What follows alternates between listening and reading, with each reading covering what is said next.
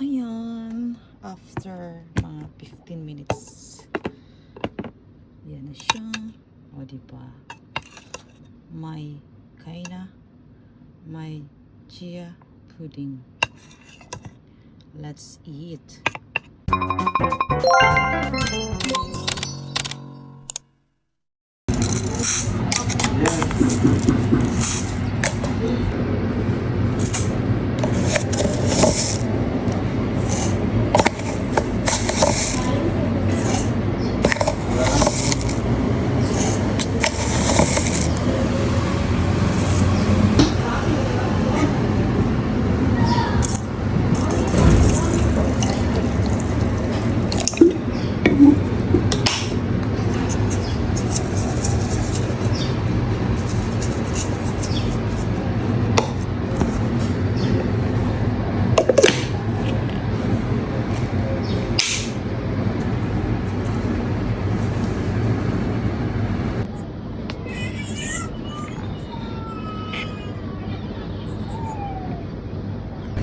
So, mara na siya ang akong gisoup with water na chia seeds. Di man klaro, kangit-ngit pa sa akong video. 5 teaspoons of chia seeds plus sakto lang na tubig para lang masok siya, di ba? Nag-stable siya. Kaya ning bukad na siya. And butang natin siya, I have here low-fat milk. Ito na to. Sakto lang yun para may nakakadaghan. And then for kurang diba nahimo na siya, bungkag na siya, ano pa niya siya, mabukad pa niya siya sa kaya naanon na siya sa tapos.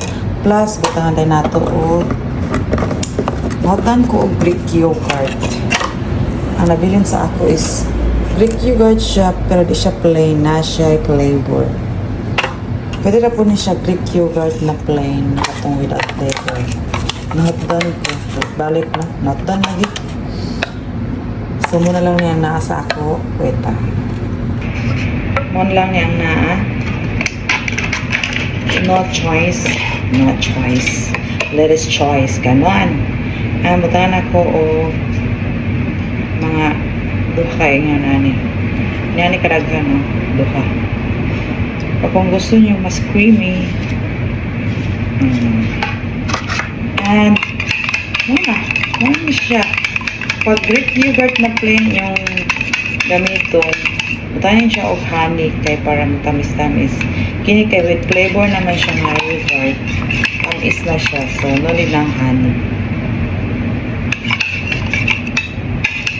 Tapos mix. And after ani, wait lang og mga 10 minutes kay mo sticky pa niya siya. Bubukad ka. Kala. Sure. Mga 10 minutes ay ano makaunan. Inani ang akong routine diya every morning empty stomach muna siya ang akong unang kaunan. Diba ni daghan dahil nagamay na kayo karon ni daghan na siya o mas daghan pa rin siya mas bubukad pa rin siya. So for 10 minutes balik natin. Gisuk lang ko din siya sa water. Ay, napaday siya. Wala na ano. Wait. Isok lang ako na siya sa water and like mga 30 to 1 hour. Pwede na po siya isok ninyo overnight. Pero ako mas prepare ko na mga after mga before 1 hour. Mga gusto na akong bukaon.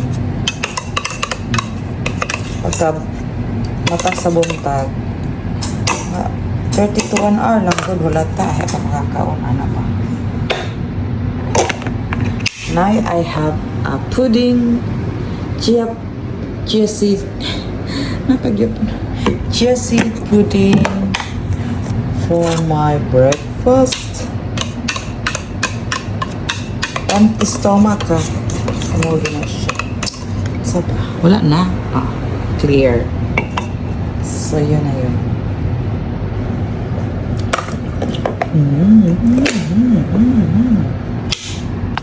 At ayan, after mga 15 minutes, yan na siya. O, diba? May kaina, may chia pudding. Let's eat.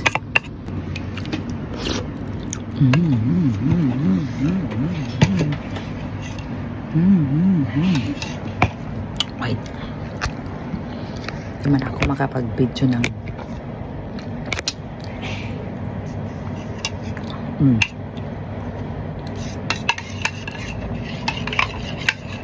masarap.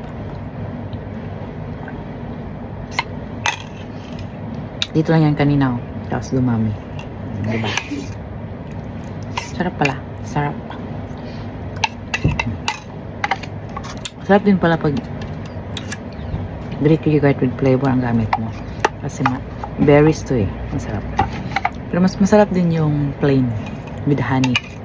Ito na siya masyadong matamis. Okay lang, gusto ko. No need sugar.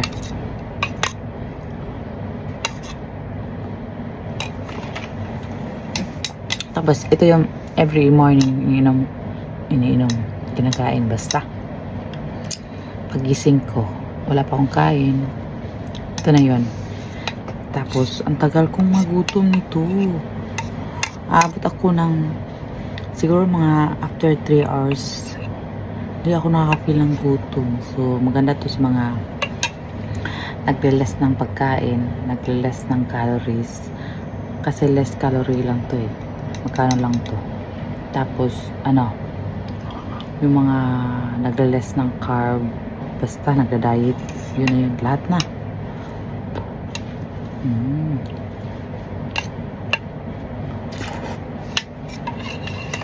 So, try nyo. Sarap.